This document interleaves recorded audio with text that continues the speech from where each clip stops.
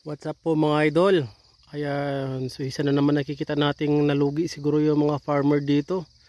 Ayan, magkano kaya yung presyuhan ng atsal sa inyong lugar? Ayan, saan damakmak na mga bunga ng mga atsal o hinayaan lang pong mahinog at malaglag?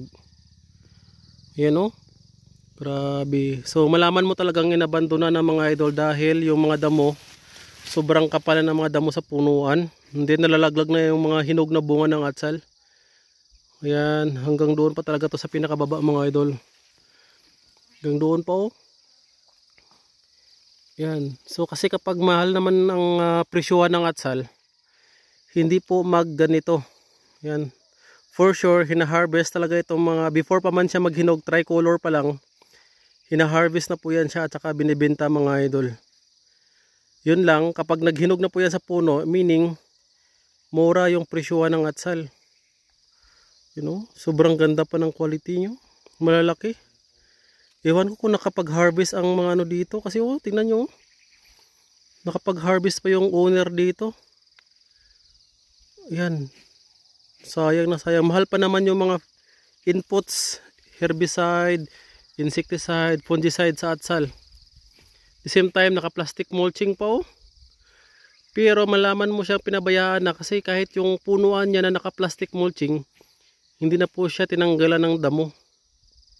Pero sobrang dami pa rin ng bunga. Yan, hindi po magkakaganito kung mahal yung atsal. Kahit mag 100 pesos na lang per kilo. Baka 20 na lang yung kilo ngayon sa market. Hanggang doon pa talaga yan siya mga idol. Yan, so habang tabas po tayo dito sa ating area, dito sa bundok po mga idol, yun, nabukado po natin natanim. Kasi naano na po siya. Natatakpan na po ng damo. Yan, nasilip natin yung atsal dito sa gilid. Grabe, nakakapanghinayang pag ganito. Pera pa sana to. Yun, kapag i-harvest pa po nila ito mga idol, kahit 50 pesos per kilo, ilang piso pa, o baka abutin pa ng libo ang magiging income mo dito. Yun nga lang, ang problem po kasi mga idol sa atsal, lalo na dito sa Mindanao, kapag mura po siya, wala po namang buyer na bibili.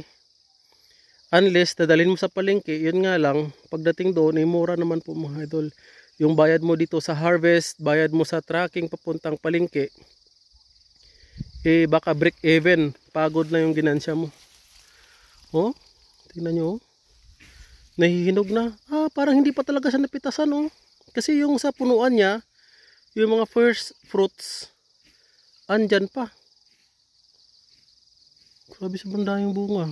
Oh, halos mamula-mula na yung atsal dito sa sobrang daming bunga. Sayang. Doon pa oh. Sayang yung atsal. Yan, maganda puntahan kaso yun nga, baka pagalitan tayo. Baka sabihin nagnakaw tayo ng atsal. Ay! Meron pa dito oh. Ano may nagdagdala dito? Daga? May atsal pa. Yan oh. Sayang na naman. Isa na namang magsasaka kagaya natin po mga idol ng lugi dito. Sayang, sobrang laki pa ng mga atsal. As in, sayang na sayang talaga. So pag mga ganito po mga idol, for sure, mahirap na rin ito siya kasi may mga fruit flies na rin. Ay! Uy, may ano pa siya oh, siling labuyo doon sa kabila oh. Siling Taiwan. Yung dulo oh. Siling Taiwan po yan siya mga idol. Yan, meron din siya dito. Sayang. Parang mahal naman yung atsal sa palengke kasi nung nakaraan, bumili ako ng mga reject 100 naman yung per kilo. Bakit kaya pinabayaan to? Dahil pa ng bunga. Hanggang doon pa talaga yan sa may niyog mga idol oh. Sayang. Sayang na sayang talaga.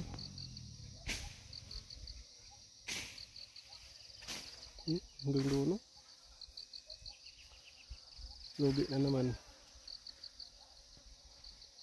Ganyan talaga ang buhay farmer.